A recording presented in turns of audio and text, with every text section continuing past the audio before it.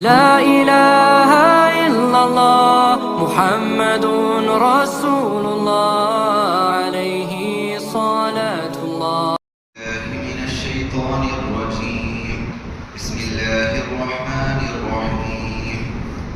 يا أيها الذين آمنوا كتب عليكم القصاص في القتلى الحر بالحر والعبد بالعبد والأنثى بالأنثى فمن عفي له من أخيه شيء فاتباع بالمعروف وأداء إليه بإحسان ذلك تخفيف من ربكم ورحمة فمن اعتدى بعد ذلك فله عذاب أليم. صدق اللہ العظیم. اے ایمان والو، تم پر قصاص فرض کر دیا گیا ہے مقتول کے بارے میں. آزاد کے بدلے آزاد کو، اور غلام کے بدلے غلام کو، اور عورت کے بدلے عورت کو. تو جس شخص کے لیے اس کے بھائی کی طرف سے کچھ معافی مل جائے تو بہتر طریقے پر اس کی اتباع کرے اور اس کی ادائیگی میں اچھا طریقہ اختیار کرے. یہ تمہارے پروردگار کی جانب سے تخفیف ہے اور رحمت ہے. تو اس کے بعد جو شخص زیادتی کرے گا تو اس کے لیے دردناک عذاب ہے. یہ سورۃ البقرہ کی آیت نمبر 178 ہے 88 ہے، جس میں اللہ تبارک و تعالیٰ نے قصاص کا تذکرہ فرمایا ہے. اور یہ قرآن مجید کی وہ 34 آیت ہے جس میں اللہ تبارک و تعالیٰ نے بلا واسطہ مومنوں کو مخاطب فرمایا ہے یا ایھا الذین آمنوا کہہ کر. اس آیت مبارکہ کے اندر اللہ تبارک و تعالیٰ نے قصاص کا طریقہ بیان فرمایا ہے، قصاص کے احکام بیان فرمائے ہیں. اس آیت کا ایک خاص شان نزول بھی ہے. چنانچہ حضرت سعد بن جبیر رضی اللہ تعالیٰ عنہ وہ فرماتے ہیں کہ دو قبیلوں کے درمیان میں آپس میں لڑائی رہتی تھی. دونوں ایک دوسرے کا خون بہایا کرتے تھے، ایک دوسرے کو قتل کیا کرتے تھے. تو چنانچہ وہ دونوں قبیلے اسلام لے آئے، لیکن ان دونوں قبیلوں کے درمیان میں ابھی صلح اور صفائی نہیں ہوئی تھی، کوئی مصالحت وغیرہ نہیں ہوئی تھی. تو چنانچہ ان دو قبیلوں میں سے ایک قبیلے کے لوگ اپنے آپ کو بڑا معزز سمجھتے تھے، اپنے آپ کو بڑا شریف سمجھتے تھے اور اپنے آپ کو بڑا رتبے والا، بڑا عہدے والا وہ سمجھا کرتے تھے.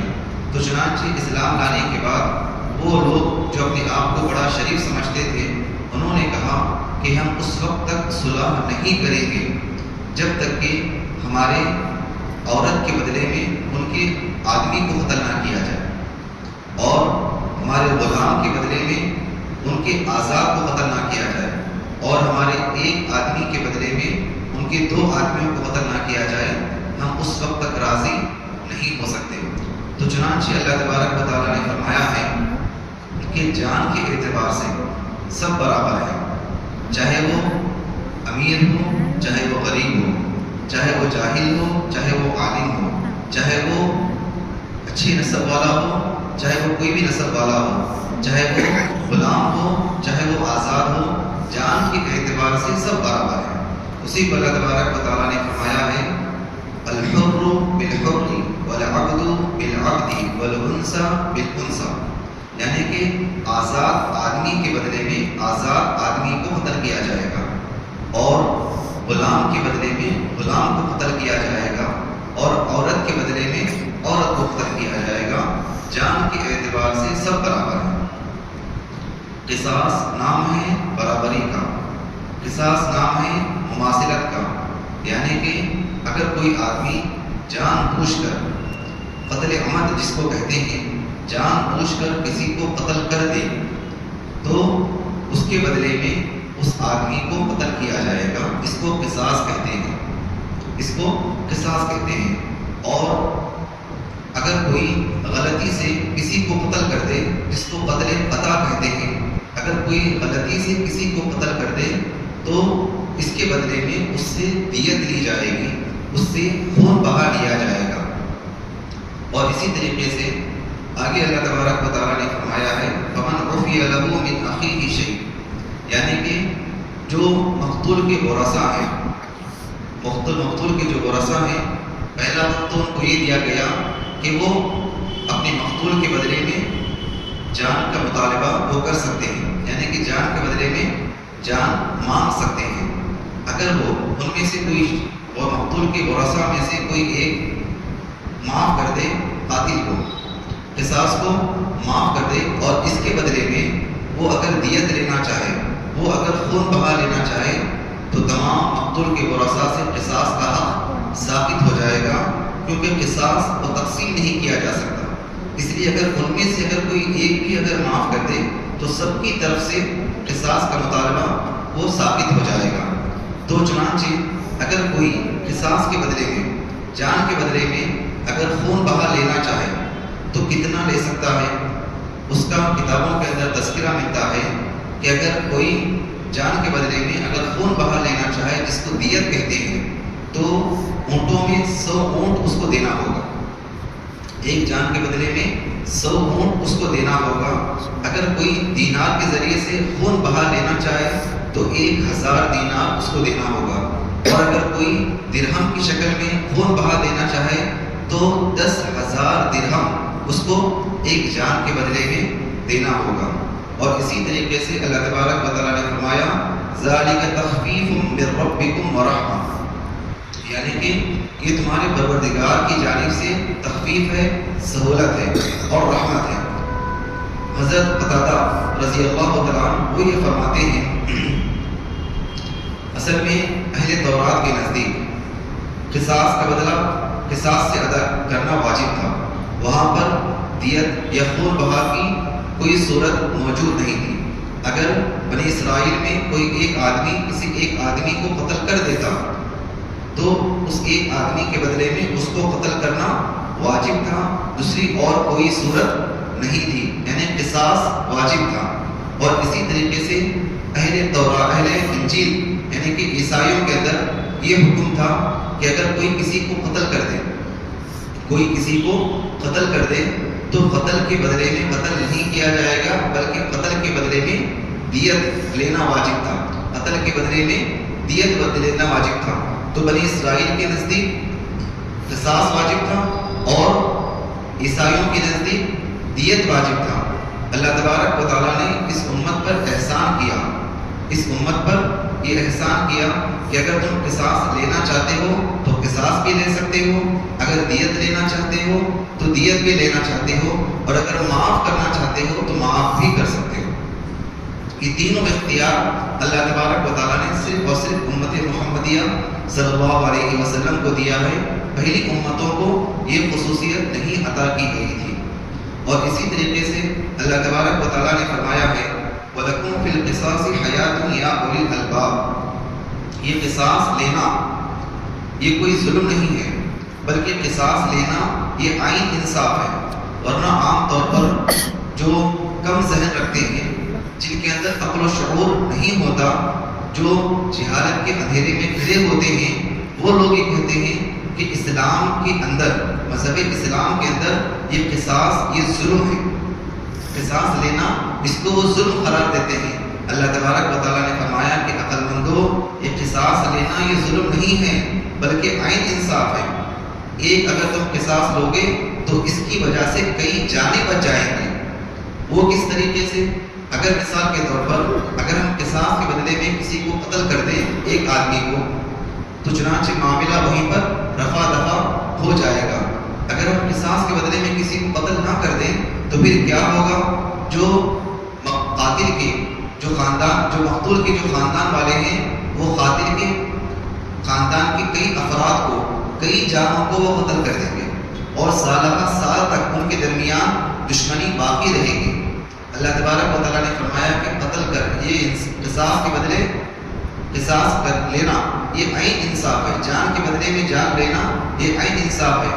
لوگ یہ کہتے ہیں کہ قصاص لینا یہ ظلم ہے، بلکہ ایسا ہونا چاہیے کہ جان کے بدلے جان نہ لے کر اس کو جیل میں ڈال دیا جائے، اس کو جیل کی سزا سنا دی جائے۔ جیل کی سزا جب سنا دی جاتی ہے تو کچھ مدت کے لیے وہ جیل میں تو رہتا ہے، پھر واپس آ جاتا ہے۔ تو معاشرے کے اندر قتل و غارت گری، کسی کو قتل کرنا یہ عام ہو جائے گا اگر کسی کو جیل کی سزا سنا دی جائے، کیونکہ اس کے ذہن میں یہ بات بیٹھ جائے گی اگر میں کسی کو قتل بھی کر دوں تو چند مدت کے لیے، چند عرصے کے لیے میں جیل میں رہوں گا، پھر واپس آ جاؤں گا، چند مدت کے لیے جیل میں رہوں گا، پھر واپس آ جاؤں گا۔ بعض حضرات تو ایسے بھی ہوتے ہیں کہ جو جیل میں جانے کے بعد کسی نہ کسی طریقے سے یا دیوار بھان کر یا کوئی چیز اختیار کر کے وہ باہر آ جاتے ہیں، پھر سے وہی ان کا مشغلہ ہوتا ہے، وہ دوسروں کی جانوں کو تلف کرتے ہیں، دوسروں کی جانوں کو مار دیتے ہیں، دوسروں کو قتل کرنا شروع کر دیتے ہیں۔ اگر اسلام کی یہ سزا اگر نافذ کر دی جائے، یعنی کہ جان کے بدلے میں جان لے لی جائے، قتل کے بدلے میں قتل کر دیا جائے، تو جو قاتلین ہیں، جو قتل کرنے والے ہیں، وہ قتل کرنے سے پہلے 10 بار سوچیں گے۔ قتل کرنے سے پہلے ان کے دل کے اندر یہ خوف ہوگا، ان کے دل کے اندر یہ احساس ہوگا کہ اگر میں کسی کی جان ماروں گا، میں کسی کو قتل کروں گا تو اس کے بدلے میں مجھے قتل کیا جائے گا۔ تو معاشرے کے اندر سے جو قتل و غارت گری ہے، معاشرے کے اندر سے جو فساد ہے، جو معاشرے کے اندر سے جو خون خرابہ ہے، وہ ختم ہو جائے گا اگر اسلام کے اس حکم پر عمل کیا جائے، اسلام کے اس حکم پر عمل کیا جائے۔ اور اسی طریقے سے قصاص کے بارے میں علماء کرام فرماتے ہیں کہ جان کے بدلے میں جان لینا ہے، لیکن جان لینے کی جو کیفیت ہے وہ واجب نہیں ہے، یعنی کہ اگر کسی کو اگر جلا کر قتل کر دیا جائے تو اس کے بدلے میں اس کو جلا کر قتل نہیں کیا جائے گا، اگر کسی کو ڈبا کر قتل کر دیا جائے تو اس کے بدلے میں اس کو ڈبا کر قتل نہیں کیا جائے گا، بلکہ جان کے بدلے میں جان لینا ہے۔ اور اسی طریقے سے جو مقتولین کے ورثاء ہیں، قصاص لینا ان کا حق ہے، لیکن وہ ڈائریکٹ جا کر قاتل کو قتل نہیں کر سکتے۔ اس کے لیے حکم یہ ہے کہ وہ اسلامی حکومت کے پاس جائیں، وہ شہر قاضی کے پاس جائیں اور جا کر اپنا پورا معاملہ اس کے سامنے تفصیل سے بیان کریں۔ تو چنانچہ قاضی تمام صورتوں کا جائزہ لے گا، تمام مسئلوں کو دیکھے گا اور دیکھ کر وہ فیصلہ طے کرے گا کہ قصاص کس طرح کا ہے، قصاص کس طرح لینا ہے، اور قصاص لینے کا اختیار تب جا کر وہ مقتول کے ورثاء کو دے گا۔ اور اسی کے ساتھ ساتھ اگر ایک آدمی کو کئی لوگ مل کر اگر قتل کر دیں، ایک آدمی ہے کئی لوگ اس کو مل کر قتل کر دیں تو اس صورت میں کیا مسئلہ ہوگا؟ تو اسی طرح کا واقعہ حضرت عمر رضی اللہ تعالیٰ عنہ کے زمانے میں پیش آیا تھا کہ شہر صنعاء کے اندر ایک آدمی کو 5 یا 7 افراد مل کر اس کو قتل کر دیتے ہیں۔ تو چنانچہ حضرت عمر رضی اللہ تعالیٰ عنہ یہ فیصلہ سنا دیتے ہیں کہ ایک آدمی کے بدلے میں یہ 5 یا 7 افراد کو قتل کر دیا جائے گا۔ اور آگے وہ یہ کہتے ہیں کہ اگر ایک آدمی کو پورے شہر صنعاء کے لوگ مل کر اگر قتل کر دیتے، پورے شہر صنعاء کے لوگ اگر مل کر قتل کر دیتے تو میں تمام شہر صنعاء کے لوگوں کو قتل کروا دیتا۔ تو ایک آدمی کے بدلے میں ایک آدمی کو قتل کیا جائے گا اگر قاتل ایک ہے۔ اگر قاتل کئی افراد ہیں، جس کو آج کے زمانے میں موب لنچنگ کہا جاتا ہے، آج کے زمانے میں اس کو موب لنچنگ کہا جاتا ہے کہ ایک آدمی ہوتا ہے، اس کو کئی افراد مل کر بھیڑیے کی طرح اس کو قتل کر دیتے ہیں، کوئی ادھر سے مار رہا ہے، کوئی اس کو ادھر سے مار رہا ہے، کوئی ادھر سے مار رہا ہے، اور اس کو وہ بہادری کا نام دیتے ہیں۔ یہ بہادری نہیں بلکہ بزدلی ہے۔ اگر ہمت ہے، اگر بہادری ہے تو ایک کے بدلے میں ایک آ کر بتاؤ، پھر ہم بتائیں گے۔ تو الغرض ایک آدمی کے بدلے میں ایک آدمی کو قتل کیا جائے گا۔ اگر ایک آدمی کو کئی افراد اگر مل کر قتل کر دے تو سب کو قتل کیا جائے گا جو قاتل کے ساتھ شریک ہے۔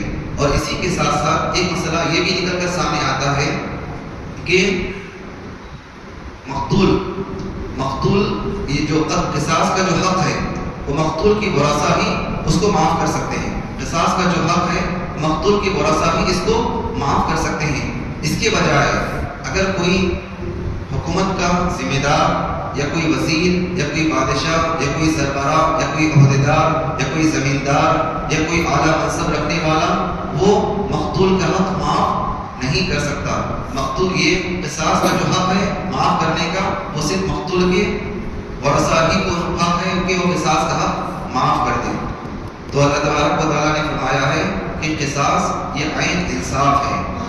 قصاص کے ذریعے سے معاشرے کے اندر سے برائی مٹا دی جا سکتی ہے. قصاص کے ذریعے سے معاشرے کے اندر سے قتل و غارت گیری کم کی جا سکتی ہے بلکہ مٹا دی جا سکتی ہے. قصاص کے ذریعے سے خون خرابے کو ختم کیا جا سکتا ہے. ہمارا جو مذہب ہے مذہب اسلام یہ عین انصاف پر دلالت کرتا ہے. ہمارا مذہب اسلام معاشرے میں امن و سکون کو عام کرنا چاہتا ہے. ہمارا جو مذہب اسلام ہے یہ معاشرے کے اندر سے قتل و غارت گیری کو ختم کرنا چاہتا ہے. ہمارا مذہب اسلام امن کی دعوت دیتا ہے. ہمارا مذہب اسلام لوگوں کو شانتی کی دعوت دیتا ہے. دعا کیجیے کہ اللہ تبارک و تعالیٰ ان تمام کہی باتوں پر مجھے اور آپ کو یقین رکھنے کی توفیق عطا فرمائے. آمین. وما توفیقی الا باللہ.